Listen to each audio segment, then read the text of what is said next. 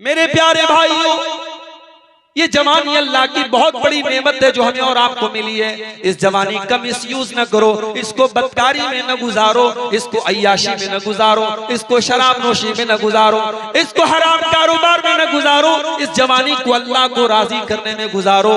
रब्बे काबा की कसम, तुमने जवानी में जो सजदे तुम करोगे अल्लाह की बारगाह में 60 साल के बाद जो सजदा किया जाए वो सजदा 20 साल की उम्र वाले सजदे के बराबर नहीं हो सकता है। 20 साल का जवान जब अल्लाह की बारगाह में सजदा करता है, जब 20 साल का जवान रातों में अल्लाह की इबादत करता है, उस नौजवान की इबादत अल्लाह को बहुत पसंद है। इसीलिए अल्लाह के नबी फरमाते हैं कयामत के दिन अल्लाह ताला अपने अर्श का साया जिन खुश नसीब बंदों को देगा उनमें खुश नसीब वो भी होगा वशापुन नशा फी इबादतिल्लाह, वो नौजवान जिसकी जवानी अल्लाह की इबादत में गुजरी हो। अल्लाह के नबी ने ये नहीं कहा वो बूढ़ा जिसकी का बुढ़ापा अल्लाह की इबादत की उसने। बुढ़ापे की उम्र तो ऐसी होती है जब इंसान को एहसास होने लगता है अब मेरा कब्र पैर में लटका है, अब मेरा पैर कब्र में लटका है, अब कभी भी मैं अल्लाह के यहाँ जा सकता हूँ, अब मेरा टाइम खत्म हो रहा है। वो इंसान ऑटोमेटिक नेकियों की तरफ माइल होता है और बुराइयों का जज्बा कम होता है। लेकिन जवानी में जब इंसान के अंदर गुनाह करने की ताकत होती है और इंसान को शैतान ज्यादा बहकाता है और गुनाहों के फितने ज्यादा उसके साथ होते हैं, इसलिए नौजवानी में अपने आप को बचा के रखना की। तो अल्लाह के रसूल सल्लल्लाहु अलैहि वसल्लम क्या फरमा रहे हैं? शबाबक क़ब्ल हरमिक, अपनी जवानी की कदर करो इससे पहले कि बुढ़ापा आ जाए। वसिहतक क़ब्ल सक़मिक, और अपनी तंदुरुस्ती की कदर करो इसके पहले कि तुम बीमार हो जाओ। कोरोना का दौर खत्म, सरकार का दावा है कि भारत के ज्यादातर लोगों ने वैक्सीन लगवा ली, लेकिन अभी भी हालात बहुत अच्छे नहीं है मेरे भाइयों। अब हालात वो हैं, अब सरकार पल्ला झाड़ लेगी, लॉकडाउन लगाने की तो हिम्मत अब किसी के अंदर नहीं है। अभी भी वायरस मौजूद है, बीमारियां मौजूद हैं, और हमने अपनी बनारस की सरजमीन पर कई ऐसे मरीजों को पिछले 2-3 महीनों के अंदर देखा।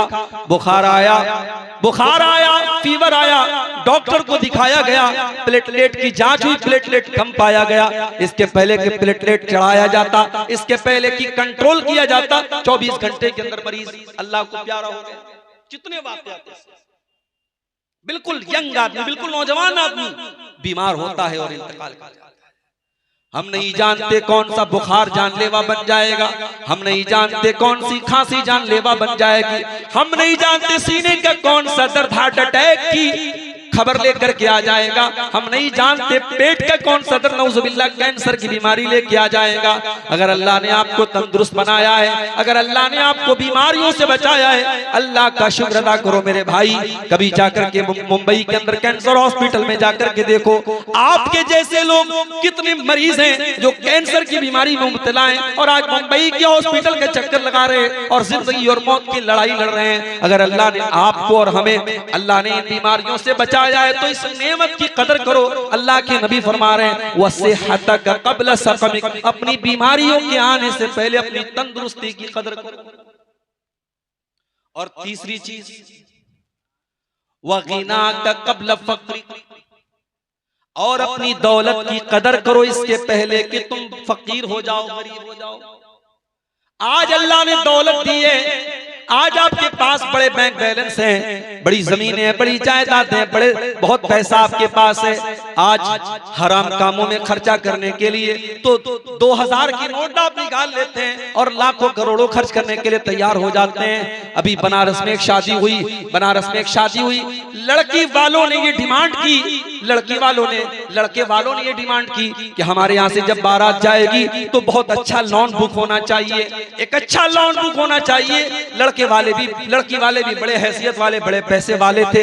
बनारस के थोड़ा सा आउटर में एक बहुत बड़ा शादी का लॉन बुक किया गया और मुझे भाइयों ने बताया कि उस शादी के लॉन की एक दिन की कीमत 8 लाख रुपये, 8 लाख रुपए में शादी के लॉन बुक किए जा रहे हैं। ये उस कौम के लोग कर रहे हैं जिस कौम की एक बड़ी तादाद आज भूखों मर रही है, जिस कौम के बच्चे आज तालीम से पीछे हैं और जिस कौम की एक बड़ी तादाद आज सर छुपाने को छत नहीं उनके पास। दौलत है तो उड़ा लो, मजे ले लो मेरे भाई, मगर अल्लाह को हिसाब देना पड़ेगा। दौलत की कदर करो। अगर अल्लाह ने आज दौलत दी है, उस दौलत का मिसयूज मत करो। बहुत सारे नेकी के रास्ते हैं, बहुत सारे गरीब बच्चे हैं, बहुत सारी यतीम बच्चे हैं, बहुत सारी बेवाएं हैं, बहुत सारे इदारे हैं जहां आपके माल की जरूरत है, आप हराम रास्तों पे खर्च कर रहे हैं। जरूरी नहीं है, हमने देखा है बड़े बड़े बादशाहों की औलाद आज भीख मांग रही है, बड़े बड़े अमीरों और करोड़पतियों और अरबपतियों को हमने रोड पर आते हुए देखा है, सड़कपति उनको बनते हुए देखा है। अल्लाह के रसूल कह रहे हैं कि अपनी दौलत की कद्र करो, इसके पहले कदम। और चौथी चीज, वफराग का कबल शुगल, अपने टाइम की कद्र करो, इसके पहले कि तुम बिजी हो जाओ। आज अगर आपके पास 5 मिनट का टाइम भी फ्री है तो उस फ्री टाइम को टाइम पास न करो। उस 5 मिनट में कुरान की तिलावत कर सकते हो, उस 5 मिनट में कोई अच्छी तकरीर सुन सकते हो, उस 5 मिनट में किसी दीनी किताब का मुताला कर सकते हो, उस 5 मिनट को अपनी माँ के पास बैठ करके माँ की हालचाल ले सकते हो, उस 5 मिनट में अपने बच्चों के पास बैठ करके बच्चों की सही तरबियत कर सकते हो, उस 5 मिनट के जरिए अपने बाप के पास बैठ करके अपने बाप की कुछ खिदमत कर सकते हो। उस 5 मिनट की भी कदर करो। वो 5 मिनट भी तुमको आगे की जिंदगी में नसीब नहीं होगा। जैसे जैसे जिंदगी आगे बढ़ती चली जाएगी, तुम अपनी मसरूफियात में बिजी होते चले जाओगे, मसरूफ होते चले जाओगे। अगर तुम्हारे पास फ्री टाइम है, अगर तुम्हारे पास फुर्सत है, अगर तुम्हारे पास वक्त है, अल्लाह के प्यारे नबी सल्लल्लाहु अलैहि वसल्लम फरमा रहे हैं, वफराग का कबल शुगल, अपने टाइम की कद्र करो, इसके पहले कि तुम बिजी हो जाओ।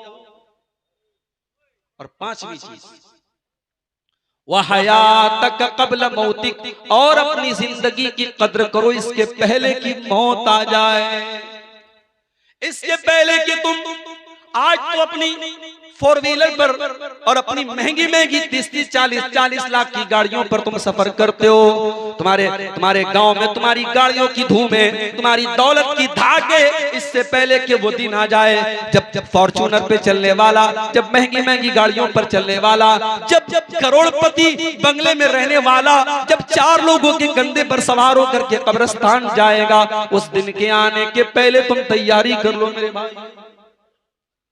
कभी रात का सफर आपने किया होगा, कार से आप सफर कर रहे हैं, रात का टाइम और जंगल से आपकी कार गुजर रही है। मेरे भाइयों, कभी रात के उस सफर में अपने कार की लाइटों को बुझा करके देखो, जब चारों तरफ अंधेरा हो और आप जंगल के बीच में आपकी कार खड़ी हो, आपको कितना डर महसूस होगा, आपको कितना भयानक लगेगा। मेरे भाइयों, कल कब्र के अंदर भी हम उसी हालात से 2-4 होंगे। उस कब्र में न माँ आएगी, न बाप आएगा, न औलाद आएगी, न रिश्तेदार आएंगे। सारे के सारे लोग हमारे मरने के बाद बड़े आंसू बहाएंगे, हमें नहलाएंगे, कफनाएंगे और कब्रिस्तान में ले जाकर के मिट्टी में डाल देंगे और मिट्टी दे करके हाथ झाड़ के चले जाएंगे और कहेंगे लहद तक आपकी ताजीम कर दी, अब आगे आप और आपके आमाल जाने। यहाँ तक आपकी ताजीम कर दी, अब आगे आपके आमाल जाने। मेरे भाइयों, उस कब्र के अंधेरे में अल्लाह के फरिश्ते आपके पास आएंगे और आपके अमल के हिसाब के साथ या तो कब्र में आजाब होगा या कब्र में जन्नत की खिड़की खोल दी जाएगी। अब ये आपको तय करना है कि आप उस जिंदगी में क्या करने वाले हैं। अल्लाह के प्यारे नबी फरमाते हैं, वह हयात का कबल मौती, अपनी जिंदगी की कदर करो, इससे पहले कि मौत आ जाए। तो जमाने की कसम खा करके अल्लाह ताला ने जमाने की अहमियत हमें और आपको बताई। और एक और तर्जमा इसका किया गया, वल अस्र, असर के टाइम की कसम या असर की नमाज की कसम। 5 टाइम की नमाजों में असर की नमाज की बड़ी अहमियत है। जिस तरीके से फजर की नमाज की बड़ी अहमियत है, उसी तरीके से असर की नमाज की बड़ी अहमियत है। आमतौर से फजर के टाइम भी आदमी सोया रहता है और असर के टाइम भी, जब दोपहर में इंसान कैलूला करता है, आराम करता है, तो असर के टाइम भी अपनी नींद को कुर्बान करके उसको असर पढ़ना पड़ता है। इसलिए अल्लाह कुरान में कहता है, हाफिजू अलस्सलावाति वस्सलातिल वुस्ता, मेरे बंदो तुम नमाजों की हिफाजत करो और खास तौर से बीच वाली नमाज यानी असर की नमाज की हिफाजत करो, असर की नमाज की पाबंदी करो। वक़ूमू लिल्लाहि क़ानितीन, और नमाज में सुकून के साथ अल्लाह के सामने खड़े रहो। असर की नमाज की बड़ी अहमियत है। यही असर की नमाज थी जो जंग खंदक के मौके पर जब अल्लाह के नबी सल्लल्लाहु अलैहि वसल्लम काफिरों के साथ मुशरिकों के साथ जब लड़ रहे थे, जंग कर रहे थे, उनसे अपना डिफेंस कर रहे थे, और उसी में आपकी असर की नमाज कज़ा हो गई, यहाँ तक कि सूरज गुरूब हो गया। तो अल्लाह के रसूल को इतना गुस्सा आया, इतना नाराज हुए आप कि आप आमतौर से बद्दुआ नहीं करते थे, मगर आपकी असर की नमाज कज़ा हुई तो आपको इतना गुस्सा आया कि आपने बद्दुआ देते हुए फरमाया, मला अल्लाहु बुयूतहुम व कुबूरहुम नारा, अल्लाह ताला इन काफिरों की कब्रों को और इनके घरों को जहन्नम की आग से भर दे। शगलूना अन सलातिल वुस्ता, इनकी वजह से हमारी असर की नमाज कज़ा हो गई, इनकी वजह से असर की नमाज हम टाइम से नहीं पढ़ पाए। अल्लाह इनके घरों को और इनकी कब्रों को जहन्नम की आग से भर दे। तो असर की नमाज की कसम खा करके अल्लाह ताला असर की नमाज की अहमियत बता रहा है। और जब असर की नमाज आपको पढ़ना है तो जाहिर है जो इंसान असर की नमाज पढ़ेगा, जो फजर की पढ़ेगा, वो पांचों टाइम की पढ़ेगा, पांचों टाइम की पढ़ेगा, वो नमाज का पाबंद होगा।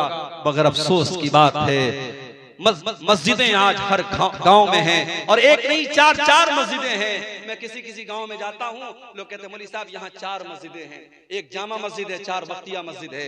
लेकिन आप फजर की नमाज में चले जाइए, जलसे में हजारों की भीड़ है, उसी गांव के हजारों लोग मौजूद हैं जलसे में, और फजर की नमाज में चंद लोगों के सिवा कोई नजर नहीं आता है।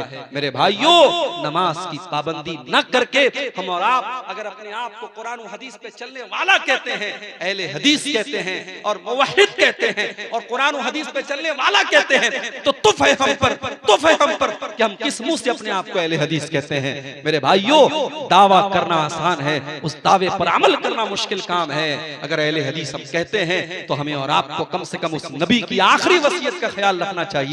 अल्लाह के नबी की आखिरी वसीयत क्या थी? अस्सलात अस्सलात व मा मलकत ईमानुकुम। आपने अपनी उम्मत को वसीयत की थी नमाज की पाबंदी करना, तो अल्लाह ताला ने असर की कसम खा करके हमें नमाज की। उसके बाद फरमाया, इन्नल इंसान लफी खुस्र, बेशक तमाम के तमाम इंसान खास खसारे में है, घाटे में है, नुकसान में है।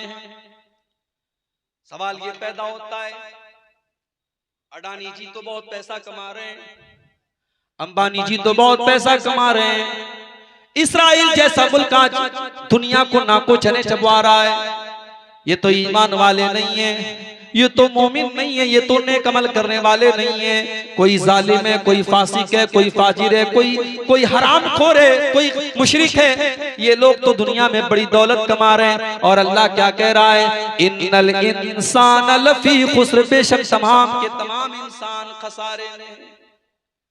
इसका मतलब ये हुआ, यहाँ खसारे का मतलब वो खसारा नहीं जो हम समझ रहे हैं। हो सकता है दुनिया में वो इंसान दौलत कमा ले, वो बिल्डिंगें बना ले, वो नाम कमा ले, वो शोहरत कमा ले, वो सब कुछ हासिल कर ले, मगर हकीकत में वो घाटे में है, क्योंकि कयामत के दिन वो घाटे में होगा। असल कामयाबी ये नहीं है कि आपके पास दुनिया की दौलत आ जाए और दुनिया का ऐशो आराम आ जाए। असल कामयाबी ये है कल अल्लाह की बारगाह में ये फैसला हो जाए, मेरा ये बंदा जहन्नम में नहीं जाएगा, जन्नत में जाएगा। फमन ज़ुज़िया अन्नारि व उदखिलल जन्नत फ़क़द फ़ाज़। कल क़यामत के दिन जिसको अल्लाह ताला जहन्नम की आग से बचाएगा और जिसको जन्नत में डालेगा वही कामयाब होगा।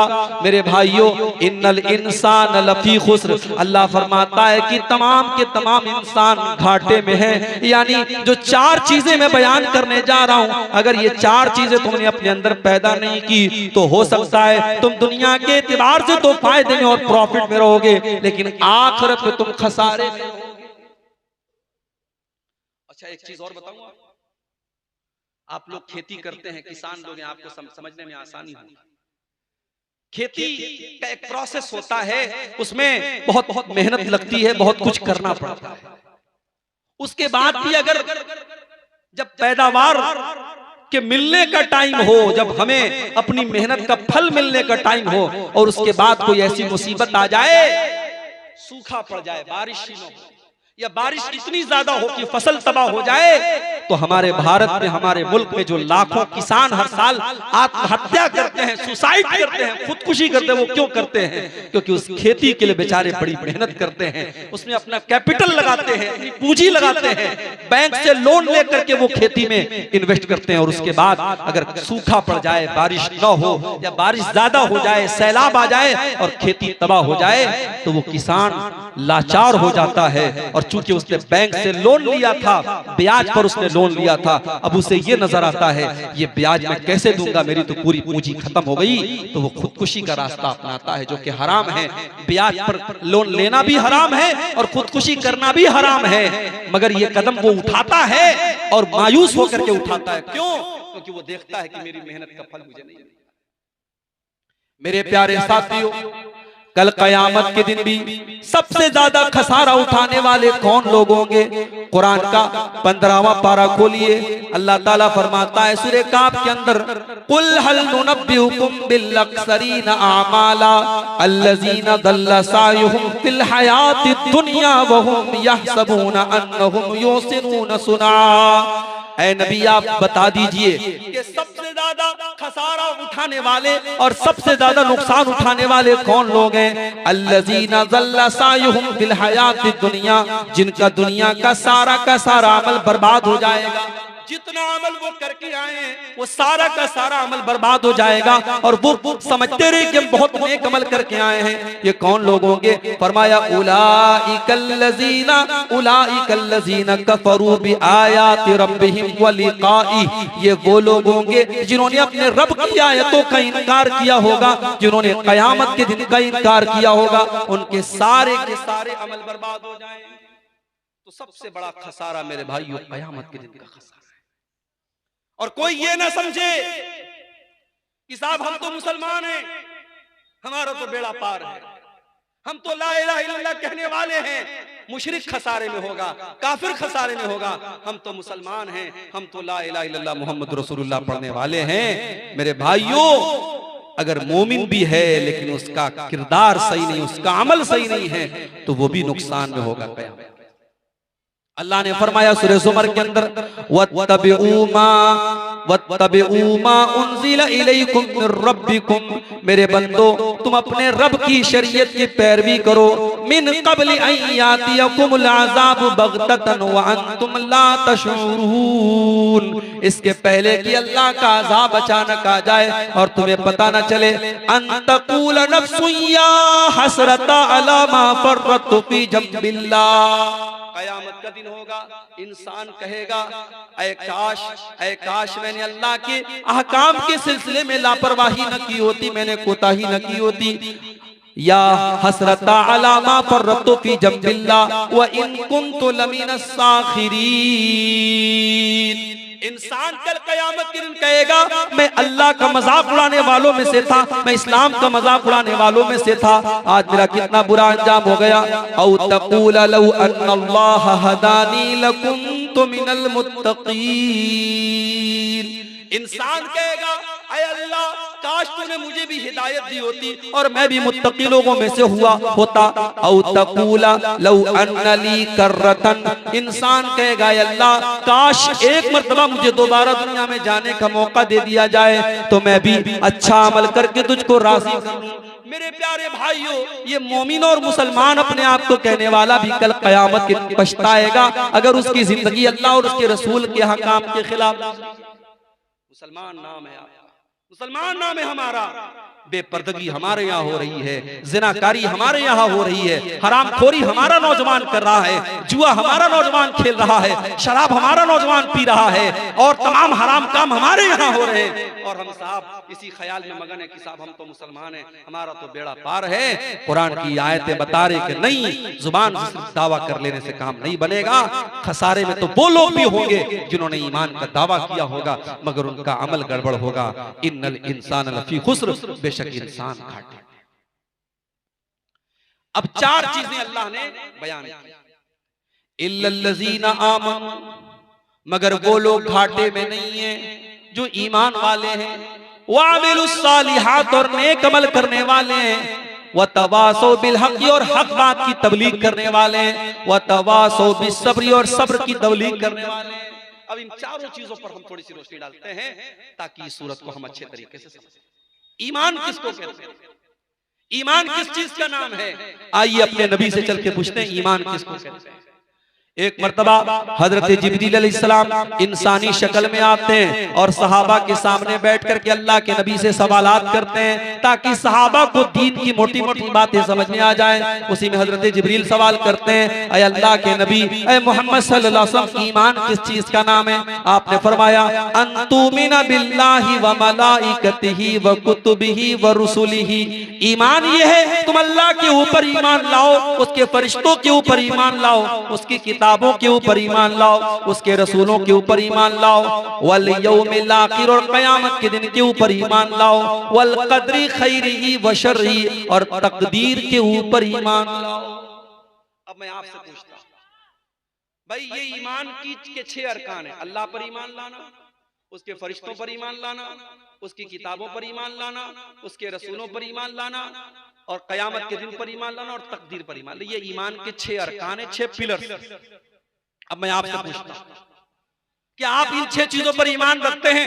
आप कहेंगे जी मौलाना साहब बिल्कुल रखते हैं। सवाल ये है, अल्लाह पर ईमान लाने का क्या मतलब? अल्लाह पर ईमान लाने का क्या मतलब? क्या जुबान से ये कह देना कि मैं अल्लाह पर ईमान लाया क्या काफी है? नहीं नहीं, जो इंसान अल्लाह पर ईमान लाएगा वो अल्लाह से डरेगा, वो अल्लाह पर भरोसा करेगा, वो दुनिया के किसी भी कोने में चले जाएगा, उसको जब मदद की जरूरत पड़ेगी वो अल्लाह को पुकारेगा। उसको मालूम है कि अल्लाह का नेटवर्क कहीं पर फेल नहीं होता है। मछली के पेट में हजरत यूनुस ने जिस अल्लाह को पुकारा था, मछली के पेट का अंधेरा था, रात का अंधेरा था और समंदर के पानी का अंधेरा था और 3 अंधेरों में यूनुस अलैहिस्सलाम ने किसको पुकारा था? फनादा फिज़्ज़ुलुमाति अल्ला इलाहा इल्ला अंत सुब्हानक इन्नी कुन्तु मिनज़ ज़ालिमीन। आज बड़े अफसोस की बात है, मेरे पास बहुत सारे केस ऐसे भी आते हैं, लड़की अहले हदीस घर की है, लड़की अहले हदीस घर की है, बाप भी अहले हदीस, माँ भी अहले हदीस, खानदान भी अहले हदीस। लड़की के ऊपर जादू का मामला है, जिन का मामला है, लड़की उल्टी सीधी हरकतें कर रही है और घर वाले परेशान हैं। घर वालों को किसी ने बताया फला बाबा की दरगाह पे चले जाओ, फला मजार के ऊपर लेके चले जाओ, आपकी बच्ची ठीक हो जाएगी। उनको लगा ये बहुत बड़ी मुसीबत है, हमारी जवान बेटी की शादी नहीं हो पा रही है, इसका रिश्ता नहीं लग पा रहा है। उन्होंने अपनी बच्ची को ले जाके उस कब्र के ऊपर, उस मजार के ऊपर वो लेके गए और मजार के ऊपर एक ढोंगी बाबा बैठा है, उसने मोर के मोरचल से आपकी बेटी के बदन पर उसने फेर दिया। आपकी बेटी घर आई और सही हो गई। आपको लगा कि मजार पे जाके मेरी बेटी सही हो गई। ये अहले हदीस घरों में भी ये चीज होने लगी है मेरे भाइयों। अंतुमिना बिल्लाह, अल्लाह के ऊपर ईमान रखने वाला अपनी बेटी की मौत तो गवारा कर सकता है, अपने बच्चों की बीमारी तो गवारा कर सकता है, अपने आप को जला देना तो गवारा कर सकता है, मगर शिर्क की गंदगी में और शिर्क के दलदल में जाना कभी पसंद नहीं करेगा। इसीलिए अल्लाह के नबी ने फरमाया था, ला तुशरिक बिल्लाह, तुम अल्लाह के साथ कभी शिर्क न करना। व इन कुतिलता व हुर्रिकता, तुम्हें कत्ल कर दिया जाए, तुम्हें जला दिया जाए, तब भी तुम शिर्क मत करना। इसीलिए हम कहते हैं जब रिश्ता किया करो तो सिर्फ खूबसूरती मत देखा करो, रिश्ता किया करो तो सिर्फ बिरादरी मत देखा करो, रिश्ता किया करो तो सिर्फ स्टेटस मत देखा करो, रिश्ता किया करो तो दीनदारी। हमने कितने अहले हदीस घरों के अंदर देखा कि वहां पे बिदाती घरों से लड़कियां आती हैं और बड़े शौक से लोग उनको बहू बना के लाते हैं। उसके बाद वो लड़की जब उस घर में आती है, अपने शौहर को ऐसी पट्टी पड़ाती है, उसका शौहर भी बिदअती हो जाता है, कब्र परस्त हो जाता है, उसके बच्चे तावीज पहनने वाले हो जाते हैं। उसके घर में जहाँ कभी शिर्क व बिदअत नहीं हुआ करता था, उस घर से शिर्क व बिदअत का काम होने लगता है। मेरे भाइयों, जब रिश्ता नाता किया करो, जब शादी किया करो तो ये देखा करो कि वो खानदान कैसा है, वो घर कैसा है, कहीं वहाँ शिर्क तो नहीं हो रहा है, कहीं वहाँ बिदअत तो नहीं हो रही है। अगर शिर्क व बिदअत हो रही है तो उस घर से होशियार रहो मेरे भाइयों, उस घर में रिश्ता करने से परहेज करो। अल्लाह के नबी फरमाते हैं, अल्लाह के ऊपर ईमान लाओ, जब अल्लाह के ऊपर ईमान लाए हो तो अपनी तौहीद को मजबूत करो, अल्लाह के बारे में जानो। मेरे भाइयों, आपने रात रात भर तकरीरें सुनी है, मगर अल्लाह के बारे में जो मोटी मोटी बातें, अल्लाह की जात के बारे में हमारा क्या अकीदा होना चाहिए, अल्लाह की सिफात के बारे में हमारा क्या अकीदा होना चाहिए, ये जलसों में तकरीरों में ये बातें नहीं हो सकती, नहीं होती हैं। आप मस्जिदों में छोटे छोटे दर्स रखें और अपने इलाके के उलमा से फायदा उठाएं और अल्लाह के बारे में जानने की कोशिश करें। अगर आप अल्लाह के ऊपर ईमान रखते हैं तो अल्लाह को जाने। उसके बाद दूसरी चीज, व मलाइकतिही, हम अल्लाह के तमाम फरिश्तों के ऊपर भी ईमान रखते हैं। अल्लाह के बहुत सारे फरिश्ते हैं, हमें तो सबका नाम भी नहीं पता। हम जिब्रील को जानते हैं, हम इस्राफील को जानते हैं, मीकाईल को जानते हैं, बहुत सारे फरिश्ते हैं जिनका नाम भी हमें नहीं पता। फरिश्तों की कितनी संख्या हमको ये भी नहीं पता, इतनी तादाद में फरिश्ते, हमको उनकी तादाद भी नहीं मालूम। मगर हाँ, हम ये अकीदा रखते हैं कि फरिश्ते भी अल्लाह ताला की मखलूक हैं, फरिश्ते अल्लाह की मखलूक हैं, फरिश्ते अल्लाह के हुक्म के बगैर कुछ नहीं कर सकते। एक मर्तबा एक तावीज हमारे एक दोस्त ने पहना हुआ था, मैंने उनको समझाया बुझाया तो उन्होंने तावीज उतार दिया। जब तावीज को उतार करके मैंने तावीज को खोला है तो तावीज के अंदर एक छोटा सा कागज लिखा था, कागज रखा था, और उस कागज पे आप यकीन करें, उस कागज पे फरिश्तों का नाम लेकर के उनको पुकार, या जिब्रील या इसराफील या मीकाईल या इस्राईल। उस तावीज के अंदर अल्लाह के फरिश्तों को पुकारा गया था। मेरे भाइयों, फरिश्तों को अगर कोई अपनी मुसीबतों में पुकारता है, फरिश्ते अल्लाह के बंदे हैं, अल्लाह की मखलूक हैं, उनको पुकारने वाला मुशरिक है। मुसीबतों में अल्लाह मदद करता है, अल्लाह के फरिश्ते अल्लाह के हुक्म के बगैर कुछ नहीं कर सकते। वो तो अल्लाह के मासूम बंदे हैं, फरिश्ते गुनाह नहीं करते, फरिश्ते नाफरमानी नहीं करते। फरिश्ते कल कयामत के दिन अल्लाह की बारगाह में अल्लाह के हुक्म से और अल्लाह की इजाजत से अल्लाह के कुछ बंदों के बारे में सिफारिश करेंगे, मगर जब तक अल्लाह इजाजत नहीं दे देगा वो सिफारिश भी नहीं कर सकते। ये हमारा फरिश्तों के बारे में अकीदा होना चाहिए। और फरिश्ते जिस तरीके से हम मिट्टी से पैदा हुए हैं और जिन्नात आग से पैदा हुए हैं, उसी तरीके से फरिश्ते नूर से पैदा हुए हैं। ये फरिश्तों के बारे में मोटी मोटी बातें हमें मालूम होनी चाहिए। उसके बाद अल्लाह की किताबों पर ईमान रखते हैं। अल्लाह ने बहुत सारी किताबें दुनिया में उतारी। मूसा अलैहिस्सलाम पर तौरात उतारी, ईसा अलैहिस्सलाम पर इंजील उतारी, दाऊद अलैहिस्सलाम पर ज़बूर उतारी। हम इन किताबों पर ईमान रखते हैं, मगर हम ये भी ईमान रखते हैं कुरान करीम अल्लाह की आखिरी किताब है, और कुरान से पहले जितनी किताबें आई थी अब कुरान ने उन सबको मनसूख कर दिया है। अब कुरान के आने के बाद उन किताबों पर अमल नहीं किया जाएगा। उन किताबों के अंदर तहरीफ हो चुकी है, उनके अंदर चेंजिंग हो चुकी है। एक मर्तबा हजरत उमर फारूक रज़ी अल्लाह ताला अन्हु तौरात का एक नुस्खा लाते हैं और तौरात को पढ़ने लगते हैं। अल्लाह के नबी के सामने वो तौरात को पढ़ने लगते हैं। अल्लाह के प्यारे नबी का चेहरा गुस्से से लाल हो जाता है। हजरत अबू बकर सिद्दीक कहते हैं, सकेलत का समा के लिया उमर, ऐ उमर तेरा सत्यानाश हो जाए, ऐ उमर तेरा तुझे गुम करने वाली गुम कर दे, तेरा सत्यानाश हो जाए। अमा तारा मा बिवजहि रसूलिल्लाह, क्या तू अल्लाह के रसूल का चेहरा नहीं देख रहा है?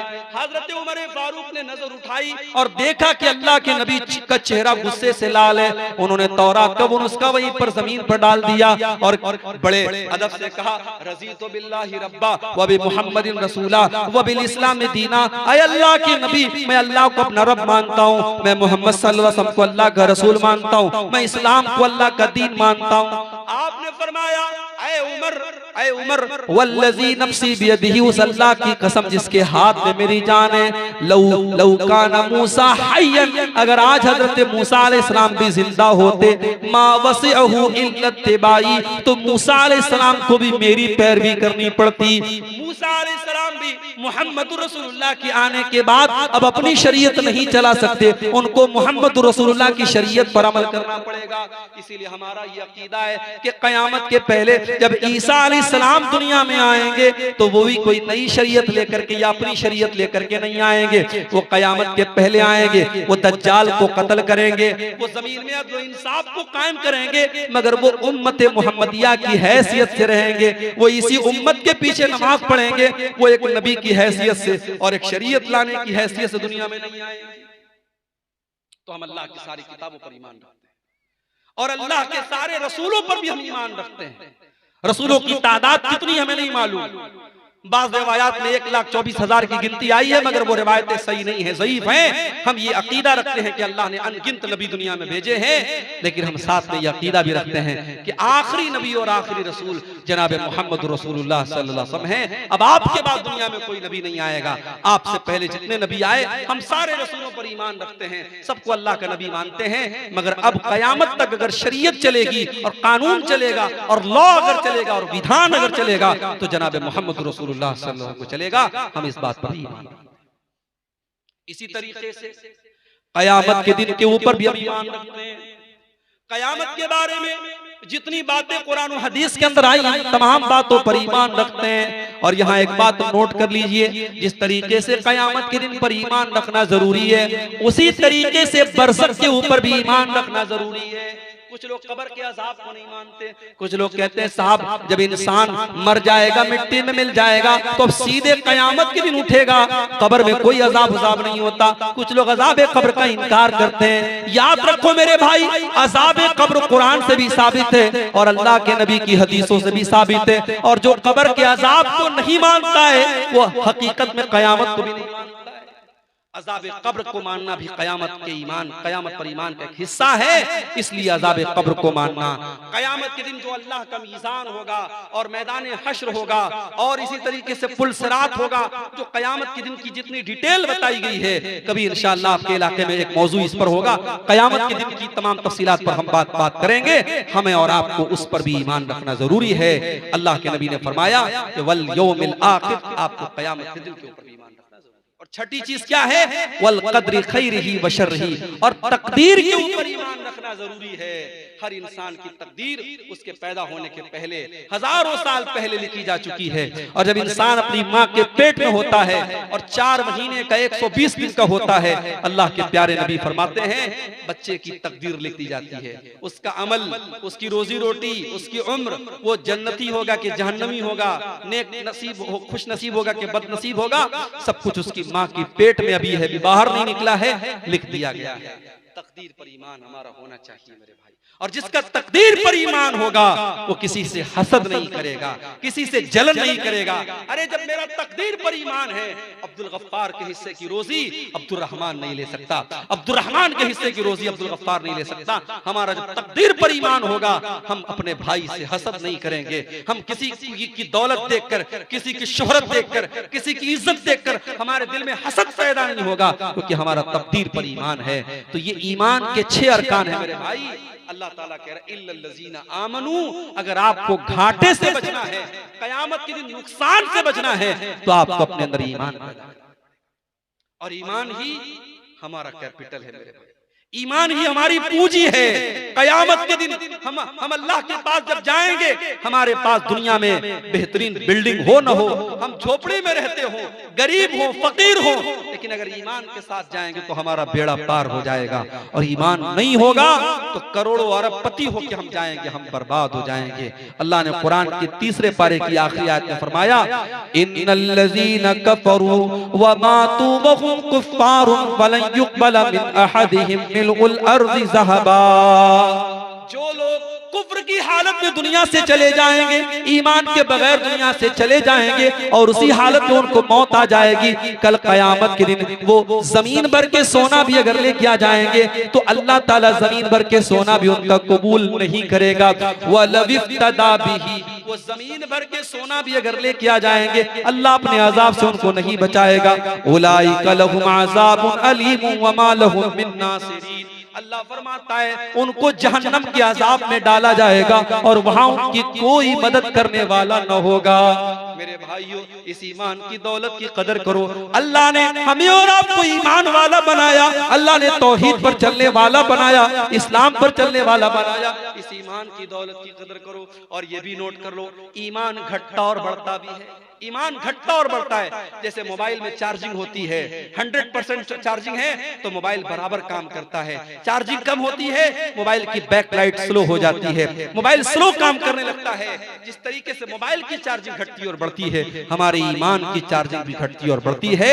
अब ये एक अलग टॉपिक है, ईमान ईमान किस चीज से घटता है, ईमान किस चीज से बढ़ता है। मैं मिसाल के तौर पर, एग्जाम्पल के तौर पर एक चीज बता दूं कि कुरान पढ़ने से और कुरान सुनने से ईमान बढ़ता है। अल्लाह ने फरमाया इन्नमल मुमिनून अल्लज़ीना इज़ा ज़ुकिरल्लाहु वजिलत कुलूबुहुम, मोमिन तो वो लोग हैं जब अल्लाह का नाम लिया जाता है तो उनके दिल कांप जाते हैं। व इज़ा तुलियत अलैहिम आयातुहु ज़ादतुहुम ईमाना, और जब अल्लाह की आयतें उनके ऊपर पढ़ी जाती हैं, जब कुरान की आयतें उनके सामने पढ़ी जाती हैं, ज़ादतुहुम ईमाना, तो उनका ईमान बढ़ जाता है। व अला रब्बिहिम यतवक्कलून, और वो अपने रब के ऊपर भरोसा करते हैं। तो ईमान घटता और बढ़ता है, गुनाह का काम करने से घटता है और नेकी का काम करने से बढ़ता है। ईमान के बारे में ये मोटी मोटी बातें आप समझ लें।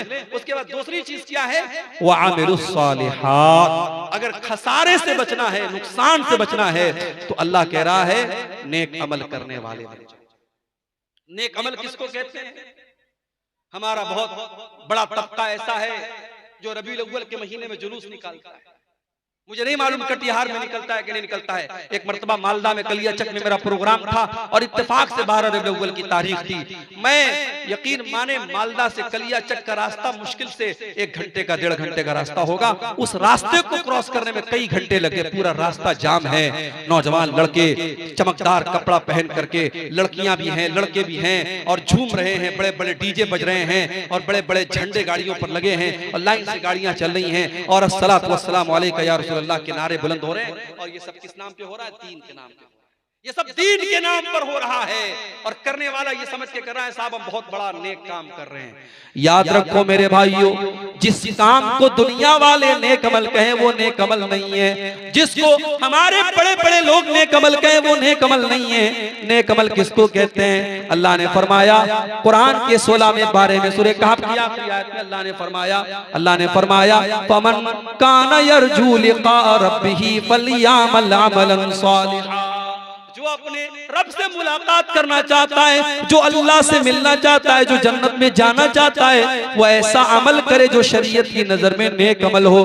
वला युशरिक बिइबादति रब्बिही अहदा, और अपने अमल में वो अल्लाह के साथ किसी को शरीक न करे।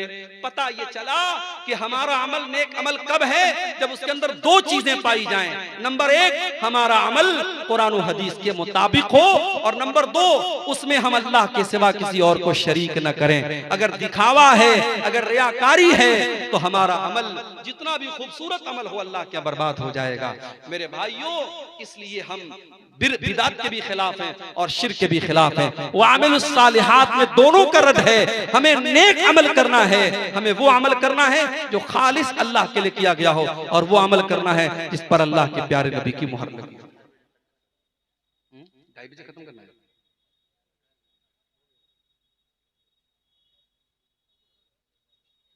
ये सवालात आए हैं, मैं अपना मौजू पूरा करके भी थोड़ी देर में सवालात का जवाब देता हूं इंशाअल्लाह।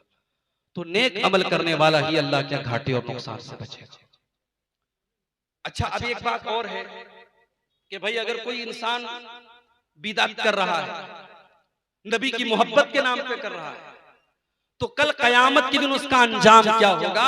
एक हदीस आपको सुनाता हूं, फिर बात को आगे बढ़ाता हूं। कयामत के दिन अल्लाह के नबी अपनी उम्मत के लोगों को कौसर का पानी पिलाएंगे। अब ये कौसर का पानी कैसा होगा? बस आप इतना समझ लीजिए कि जो कौसर का जाम पी लेगा उसको फिर कभी प्यास नहीं लगेगी। और अल्लाह के नबी अपने हाथों से हमें और आपको कौसर का जाम इंशाअल्लाह पिलाएंगे। दुआ कीजिए अल्लाह हमें अपने नबी के हाथों जामे कौसर नसीब फरमाए, आमीन। लेकिन ये कौसर का जाम बिदअतियों को नसीब नहीं होगा। सही मुस्लिम की रिवायत है, अल्लाह के प्यारे नबी अपनी उम्मत के कुछ लोगों को जब कौसर का जाम पिलाने लगेंगे तो फरिश्ते रोक देंगे। फरिश्ते कहेंगे अल्लाह के नबी आप इनको पानी नहीं पिला सकते, कौसर नहीं पिला सकते। अल्लाह के नबी फरमाएंगे ये तो मेरी उम्मत के लोग हैं, ये तो मेरे मानने वाले लोग हैं, ये तो मेरा कलमा पढ़ने वाले लोग हैं, मेरा नाम लेने वाले लोग हैं। फरिश्ते कहेंगे इन्नका ला तदरी मा अहदसु बादक, ऐ मोहम्मद सल्लल्लाहु अलैहि वसल्लम आप नहीं जानते इन्होंने आपके बाद दीन में कौन कौन से नए नए काम निकाले, इन्होंने दीन में कितनी बिदात खुराफात निकाली आप नहीं जानते। इसका मतलब ये हुआ कि बिदअती कयामत के दिन धुतकार दिया जाएगा, उसे नबी के हाथों कौसर का जाम भी नसीब नहीं होगा। इसलिए मेरे भाइयों, अल्लाह से दुआ करो, अल्लाह हमें बिदात और खुराफात से महफूज रखे। इल्लल्लज़ीना आमनू व आमिलुस सालिहात। और तीसरी चीज क्या है? वतवासौ बिल हक़्क़ि, और नेक अमल करने के बाद उस शरीयत की, उस दीन के बारे में दूसरों को बताना भी जरूरी है। अल्लाह ने अगर आपको तौहीद पर बनाया है, आपका कोई भाई शिर्क कर रहा है, आपका कोई भाई बिदअत कर रहा है, आपका कोई भाई कोई गलत काम कर रहा है, आपकी जिम्मेदारी सिर्फ अपने आप को बचाना नहीं है, अपने तमाम भाइयों को बचाना है। आपको अल्लाह ने तौहीद की टॉर्च दी है, उस टॉर्च की रोशनी में आपको अपनी मंजिल तक जाना है, और जिसको जिसको आप बचा सकते हो उसको बचाना है। मेरी माओ बहनों, आपका भी ये काम है, आप दूसरों को, आप अपनी भी हिफाजत करें, अपने ईमान की भी हिफाजत करें, और दूसरों को कोई गलत काम करते हुए देखे तो उनको समझाएं। अल्लाह ने फरमाया वल मुमिनूना वल मुमिनातु बाज़ुहुम औलियाउ बाज़, मोमिन मर्द और मोमिन औरतें एक दूसरे के मददगार होते हैं। यअमुरूना बिल मारूफ, वो नेकियों का हुक्म देते हैं, व यनहौना अनिल मुनकर, और बुराइयों से रोकते हैं। नेकी का हुक्म देना और बुराई से रोकना ये सिर्फ मौलवी लोगों का काम नहीं है, आपका, हम सब का काम है। कोई बुराई देखें, अगर जुबान से रोक सकते जुबान से रोकें, हाथ से रोक सकते हाथ से रोकें, हाथ से नहीं रोक सकते जुबान से रोक सकते जुबान से रोकें, जुबान से भी नहीं रोक सकते तो कम से कम दिल में बुरा जाने, और ये ईमान का सबसे कमजोर हिस्सा है। तो हक बात की तबलीग करना और हक बात को एक दूसरे तक पहुंचाना ये भी बहुत जरूरी काम है।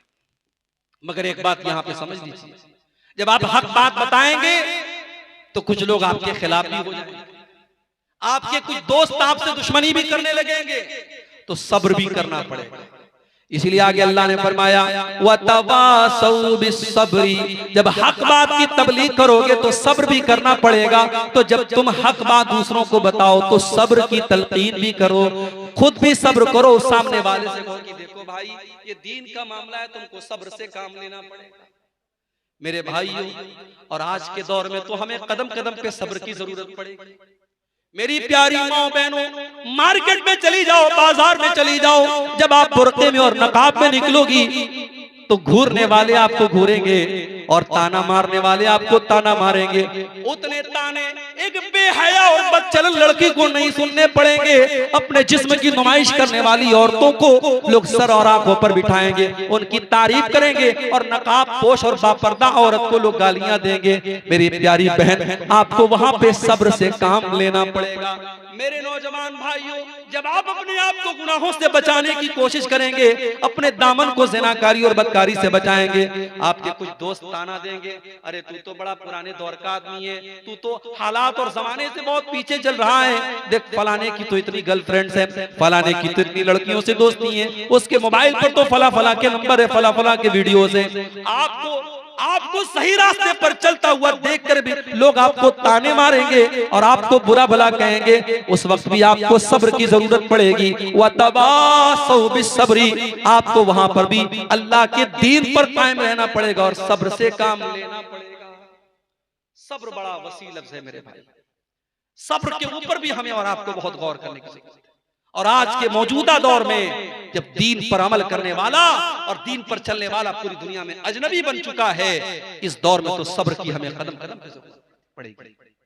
अल्लाह के नबी फरमाते हैं याती अलन्नासी ज़मानुन अस्साबिरु फीहि माला दीनिही कल काबिज़ि अलल जमरी, एक ऐसा जमाना भी लोगों के ऊपर आने वाला है जब दीन के ऊपर डटा रहने वाला और दीन के ऊपर जमा रहने वाला इतना मुश्किल उसके लिए हो जाएगा जैसे अपने हाथों में अंगारा। आपका भाई है, बैंक से लोन लेकर के कारोबार कर रहा है, ब्याज पर पैसा लेकर के कारोबार कर रहा है, और आपकी बीवी आपसे कह रही है अरे देखो वो तो इतना पैसा लेके काम कर रहा है, तुम क्यों नहीं करते हो। आप परेशानी उठा रहे हैं, आपकी बीवी आपको समझा रही है तुम भी सूद और ब्याज का लेन देन क्यों नहीं करते हो। लेकिन यहाँ पर आपको अल्लाह के दीन पर सब्र करना है, अल्लाह के दीन पर डटे रहना है। मेरे प्यारे भाइयों, जब आपको लगे कि दीन बड़ा मुश्किल हो चुका है और दीन पर अमल करना बड़ा मुश्किल हो चुका है, तो नबी अकरम की सीरत को पढ़ लिया करना और नबी के सहाबा की जिंदगियों को पढ़ लिया करना। हम उनसे बड़े तो नहीं हो गए, हम उनसे ज्यादा नर्म और नाजुक तो नहीं हो गए। जब हमारे नबी ने पत्थर खाए, हमारे नबी के सहाबा ने कुर्बानियां दी हैं, हम तो उनके मुकाबले में कुछ नहीं कर रहे हैं। अगर अल्लाह के दीन पर चलने में कुछ मुसीबतें हमारे सामने आ जाएं, कुछ परेशानियां हमारे सामने आ जाएं, कुछ कांटे हमारे रास्ते में आ जाएं, तो हम सब्र से काम ले लें और अपने नबी के सहाबा को याद कर लें, अपने नबी की जिंदगी को याद कर लें कि उन्होंने अल्लाह के दीन के लिए क्या क्या झेला है। मेरे प्यारे साथियों, अल्लाह कुरान में कहता है अहसिबन नासु अन युतरकू अन यकूलू आमन्ना वहुम ला युफ्तनून। ऐ लोगों, क्या तुमने ये समझ रखा है कि जुबान से ये कह देने के बाद कि हम ईमान ले आए, हम मुसलमान हो गए, तुमको छोड़ दिया जाएगा? नहीं नहीं, ऐसा नहीं हो सकता। जब तुम ईमान लाए हो तो तुम्हें आजमाया जाएगा, तुम्हें इम्तिहान में डाला जाएगा और कदम कदम पर तुम्हारे रास्ते में परेशानियां आएंगी। अल्लामा इकबाल कहते हैं ये शहादत गहे उल्फत में कदम रखना है, ये शहादत गहे उल्फत में कदम रखना है, लोग आसान समझते हैं मुसलमान होना। मेरे भाइयों, ये दीन का रास्ता है, यहाँ ख्वाहिशात की कुर्बानियां तो आपको देनी पड़ेगी, यहाँ लोगों के ताने भी आपको सुनने पड़ेंगे, यहाँ जिंदगी की बहुत सारी सहूलतों से अपने आप को महरूम करना पड़ेगा।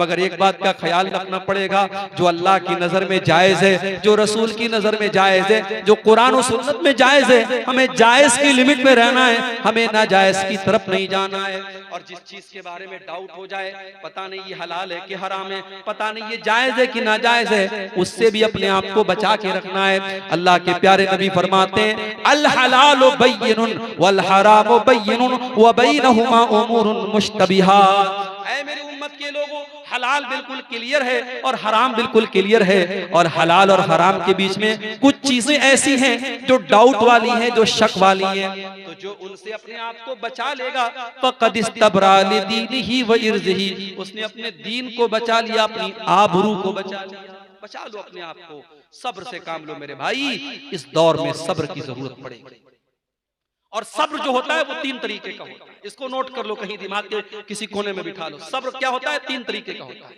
अस्सब्रु अलल मामूर, अस्सब्रु अनिल महजूर, अस्सब्रु अलल मक़दूर। एक होता है अल्लाह के हुक्म पर सब्र करना, नमाज पढ़ना है, सुबह 4:30 बजे फजर की अजान हो रही है, सर्दी का मौसम है, ठंडा पानी है, रजाई में कंबल में हम लेटे हुए हैं और मुअज्जिन की आवाज आती है अस्सलातु खैरुम मिनन नौम, नमाज नींद से बेहतर है। मुअज्जिन की आवाज आपने सुनी, सर्दी की परवाह न की, रजाई की परवाह न की, अपनी नींद की परवाह न की, अपने बिस्तर को छोड़ा, ठंडे ठंडे पानी से वजू किया और आकर के 2 रकात सुन्नत पढ़ी और 2 रकात फर्ज पढ़ी। मेरे भाइयों, सर्दी में, गर्मी में, बारिश में और मौसम में नमाज पर डटे रहे, इसको कहते हैं सब्र अलल मामूर, अल्लाह के हुक्म पर सब्र करते रहना, डटे रहना, जमे रहना।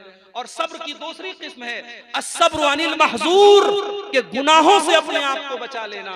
गुनाह का मौका मिल रहा है, जिना का मौका मिल रहा है, शराब पीने का मौका मिल रहा है, मगर अपने दामन को बचा लिया जाए, अपने दामन को हराम काम से बचा लिया जाए, ये भी सब्र है।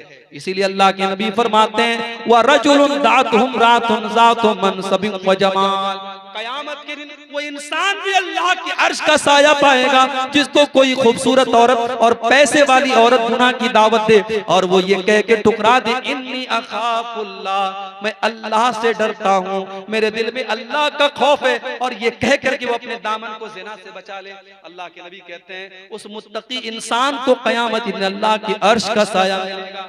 आज तो हमारा नौजवान मौका तलाश करता है गुनाह करने का, जिसको गुनाह का मौका मिले और वो अपने आप को बचा ले, मेरे भाई वो अस्सब्रु अनिल महजूर, हराम काम के ऊपर सब्र करता है। और तीसरी सब्र की किस्म है अस्सब्रु अलल मक़दूर। कोई मुसीबत आ गई, बच्चे का इंतकाल हो गया, बाप का इंतकाल हो गया, माँ मर गई, कोई एक्सीडेंट हो गया, कोई हादसा हो गया, उस मुसीबत में अपने आप को कंट्रोल करना और कोई ऐसी बात मुंह से न निकालना जो अल्लाह को नाराज करे, ये भी सब्र है। और इसकी अगर मिसाल देखना है, अपने नबी की जिंदगी देखो मेरे भाई। अल्लाह के नबी की वफात से कुछ साल पहले आपको बेटा पैदा हुआ। आपको बेटे की बड़ी ख्वाहिश थी, लेकिन जो भी बेटे पैदा हुए सब बचपन में इंतकाल कर गए। आपको आखिरी बेटा हजरत मारिया के पेट से पैदा हुआ। आपके इंतकाल के 3-4 साल पहले ये बेटा पैदा हुआ। आपने बड़े लाडो प्यार से उस बच्चे का नाम अपने बाप इब्राहिम के नाम पे रखा। और बेटा अरब के दस्तूर के मुताबिक आपने देहात में उसको परवरिश के लिए दूध पीने के लिए भेजा।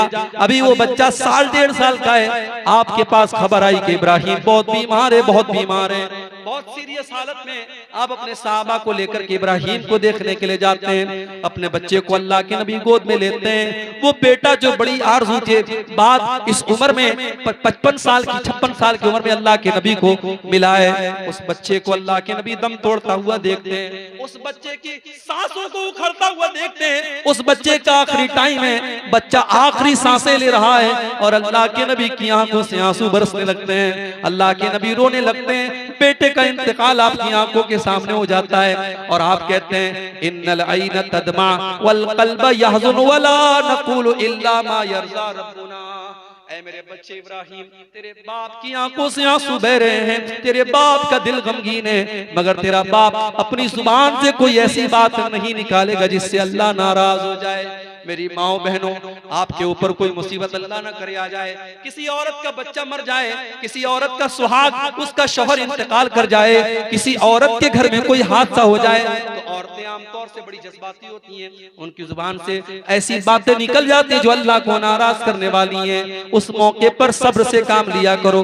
वलनबलुवन्नकुम बिशैइन मिनल खौफि वल जूइ व नक्सिम मिनल अमवालि वल अनफुसि वस समारात। ऐ मुसलमानों, हम तुम्हें आजमाएंगे, कभी भूख के जरिए, कभी खौफ के जरिए, कभी जान की कमी के जरिए, कभी फलों की कमी के जरिए। व बश्शिरिस साबिरीन, लेकिन बशारत उन लोगों के लिए जो सब्र करने वाले हों। और सब्र करने वाले कौन हैं? अल्लज़ीना इज़ा असाबतहुम मुसीबतुन क़ालू इन्ना लिल्लाहि व इन्ना इलैहि राजिऊन। सब्र करने वाले वो हैं जो मुसीबत पर कहते हैं इन्ना लिल्लाहि व इन्ना इलैहि राजिऊन, हम अल्लाह ही के हैं और अल्लाह ही की तरफ पलट के जाने वाले। हमारी क्या हैसियत है मेरे भाई? अगर हमें औलाद मिली तो अल्लाह ने दी, हम पैदा हुए तो अल्लाह ने पैदा किया। हमारा बाप जिंदा था तो अल्लाह की मर्जी से जिंदा था, अल्लाह को प्यारा हुआ इंतकाल कर गया तो अल्लाह की मर्जी से गया। इसलिए इन्ना लिल्लाहि व इन्ना इलैहि राजिऊन ये पढ़ करके सब्र करते हैं। उलाइका अलैहिम सलवातु मिर रब्बिहिम व उलाइका हुमुल मुहतदून। अल्लाह फरमाता है वही लोग हैं जिनके ऊपर उनके रब की तरफ से रहमतें हैं और वही हिदायत है। तो ये 4 चीजें हैं सूरह असर में, 4 सबक हमें दिया गया। अगर खसारे से बचना है, नुकसान से बचना है, ईमान वाले बन जाओ, नेक अमल करने वाले बन जाओ, और हक बात की तबलीग करने वाले बन जाओ, और सब्र करने वाले बन जाओ। जितना इल्म अल्लाह ताला ने आपको दिया है उस इल्म के मुताबिक दूसरों को भी दीन के बारे में बताओ और मजीद इल्म हासिल भी करने की कोशिश करते रहो। और जितनी बातें आपको कुरान और सुन्नत की पता है दूसरों को पहुंचाने की कोशिश करो। इंशाअल्लाह हम इन 4 खुशनसीबों में शामिल हो जाएंगे। अब ये सवालात आए हैं, देख लेते हैं क्या सवालात आए हैं।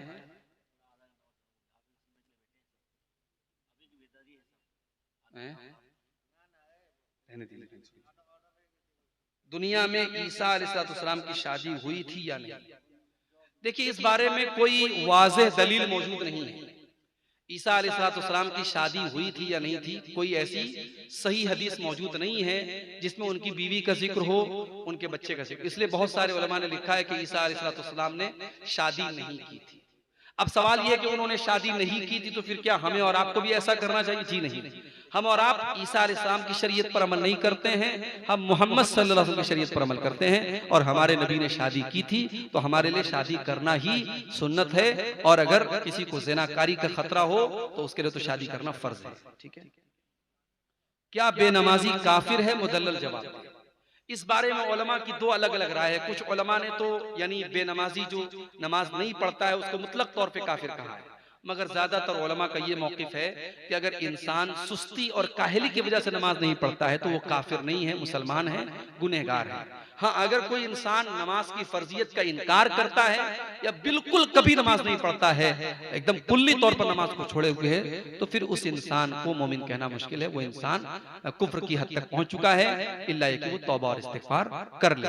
तो अगर कोई नमाज को फर्ज ही नहीं मानता है तो वो काफिर हो जाएगा, लेकिन नमाज की फर्जियत का इकरार करता है, और नमाज नहीं पढ़ता है तो सख्त गुनहगार है और उसको जल्द से जल्द तौबा करके नमाज की पाबंदी करना चाहिए। जिसका अकीदा शिरकिया हो उसके साथ शादियां कराना और उसका ज़बिया खाना कैसा है? देखिए, अगर मालूम है कि उसके यहाँ शिरक हो रहा है तो शादी नहीं करनी चाहिए। और ज़बिया की जहां तक बात है, अब ये बड़ा टेढ़ा मसला है। अब आप अगर ये शर्त लगाएंगे कि भाई हमारा कसाई वही हो और गोश्त काटने वाला वही हो जो पक्का तौहीद पर हो, तो बहुत मुश्किल है। आपको अगर ये मालूम है कि वो मुसलमान है, तो अगर उसके अकीदे में कुछ खराबियां हैं भी, उसने अगर अल्लाह का नाम लेके ज़बा किया है और जाहिरी तौर पर वो मुसलमान है, तो उसका ज़बिया खा सकते हैं। हाँ, जो जाहिरी तौर पर भी मुसलमान ना हो, काफिर हो, मुशरिक हो, उसका ज़बिया बिल्कुल नहीं खा सकते। लेकिन अगर कोई जाहिरी तौर पर मुसलमान है, अब उसके अकीदे में कुछ शिरकिया चीजें हैं, तो वो अल्लाह ताला के यहाँ उसकी पकड़ होगी और वो जवाब देगा, लेकिन उसका ज़बिया आप खा सकते हैं क्योंकि वो बहरहाल कलमा गो है और मुसलमान है। लड़के की शादी अगर उसके वालिदैन न कराएं तो वो क्या करे? भाई कोई है दुखी आदमी है, तो उसके वालिद साहब अगर सुन रहे हो तो भाई उसकी थोड़ा तवज्जो दें उसके ऊपर। उसको ऐसे लड़के को चाहिए कि वो जो है कुछ ऐसी हरकतें करे उसके बाप को लगे, कभी कभी अपने बाप का जूता पहन ले, उसका कुर्ता पहन ले, उसके बाप को लगे हाँ बेटा मेरा बड़ा हो गया। और बाप को भी ये सोचना चाहिए कि जब बेटा बड़ा हो गया, शादी के काबिल हो गया, तो उसकी शादी करा दे। ठीक है। और इस मामले में बास जगहों पे बड़ी लापरवाही होती है। लड़कियां, लड़के तो कह भी देते हैं कभी कभी, लड़कियां बेचारी मारे शर्म के कहती नहीं। लड़कियों की उम्र 25 साल 30-30 साल हो जाती है और लड़की के माँ बाप बिला वजह की फालतू की शर्तों की वजह से लड़कियों की शादी को टाले रहते हैं और यहाँ तक कि उनकी उम्र निकलती रहती है। गुनहगार होंगे ऐसे माँ बाप, लड़कियों की और लड़कों की शादी में बिला वजह ताखिर करने वाले ऐसे माँ बाप गुनहगार होंगे। ये बहुत बड़ा गुनाह वो कर रहे हैं। तो अगर ऐसे कोई वालिदैन हैं तो वो इस मामले में लापरवाही न करें और लड़के लड़की की शादी सही वक्त पर कर दें।